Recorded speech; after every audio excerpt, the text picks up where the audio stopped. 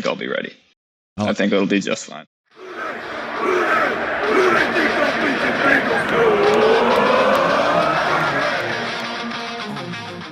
Just one before I die, please. What's up, Who Day fam? Another Who Daily coming at you.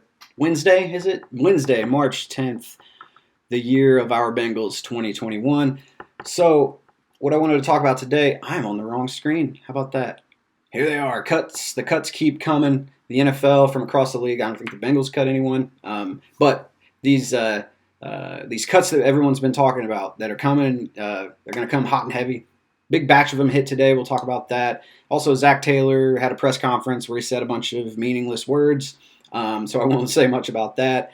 And do you trust the Bengals front office? We'll talk about it. Let's get into it. Here's a list of the players that were cut today, kind of the bigger names, and plus there were more, and there will be more coming. But look who's right at the top of that list. That's Kevin Zeitler, the patient zero of Bengals fans' angst about not paying guards. Look, ever since Kevin Zeitler left the Bengals, every team he's played for has had to cut him in the last year of his deal because he gets paid too much. They structure the deals like that, right? So that they can offload that contract at the end. And so, but look, other teams across the league understand that, hey, we have needs that we need to fill. We have holes. We have roster depth we need to get to.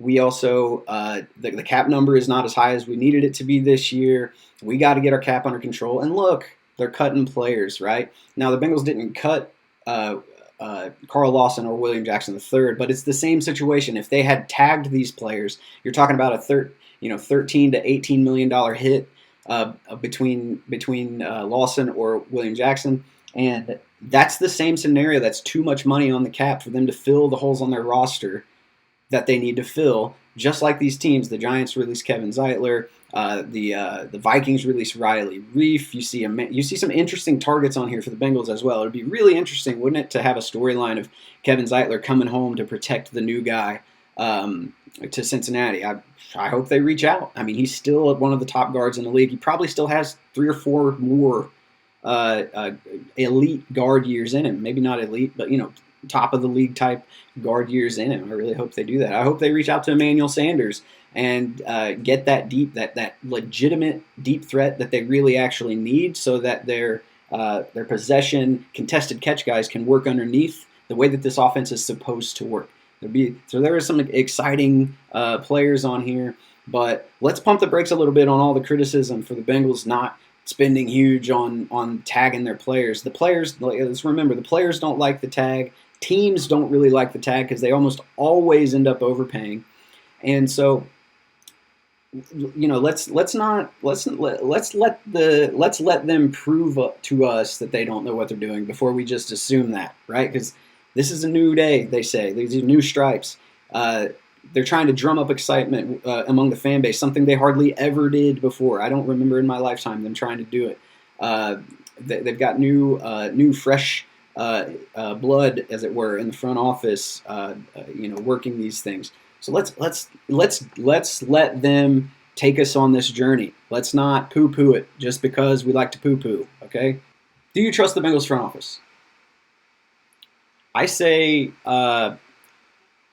hold them accountable for the things they've done in the past, sure. Let them know that it's not good enough. By the way, I think they've gotten that message in particular, okay? But when I see things like this, Dave Bibble, by the way, really amazing Bengals fan. I'm not trying to, crash his parade or anything. But this is the kind of thing, the kind of mindset that we as a fan base need to get out of. This, I get it. Fool me once, shame on me. Fool me twice, shame on you. And the Bengals have fooled us a lot of times. But the whole point of being a fan is believing your team can win, right? If you don't believe that the team can win, it's tough to be a fan. Let's let ourselves believe, not just in the front office, not just in the ownership, in the players on the roster, Joe Burrow and T. Higgins and Tyler Boyd and Jesse Bates, and Logan Wilson. Let's believe in those guys, okay? Let's put our energy behind them and get after it. Because here's the deal. Here's the thing. I already mentioned why it doesn't make sense. Didn't make sense to tag William Jackson or Carl Lawson. Dave says that's just a horrible organizational move to not tag either one of those. I think it would have been incredibly dumb for them to tag either of those players and then hamstring themselves from being able to go ahead to go out into the market and fill the multiple needs and holes in their offense and defense that they need to fill, right? You could, by the way, there's nothing that says that the Bengals won't end up having the best offer for either of those guys and having them wanting to come back, right? There's nothing that says that's off the table. But there are so many free agents this year that could come in and contribute at high levels for the Bengals. Plus, look at the franchise tag history. In the last 10 years, or since 2012, I think, they have franchised 3 players. Mike Nugent, a kicker, which is weird. I don't, but Michael Johnson, an edge player, and A.J. Green.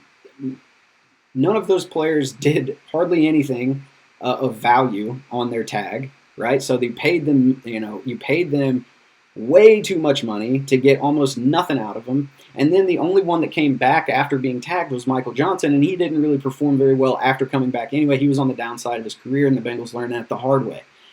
So let's chill a little bit. I don't want to see I would never want to see players playing on the franchise tag that don't want to be on it, and you shouldn't either, right? These guys are looking for security, and the Bengals should want to give their best players, or the players that they bring in, security as well, right?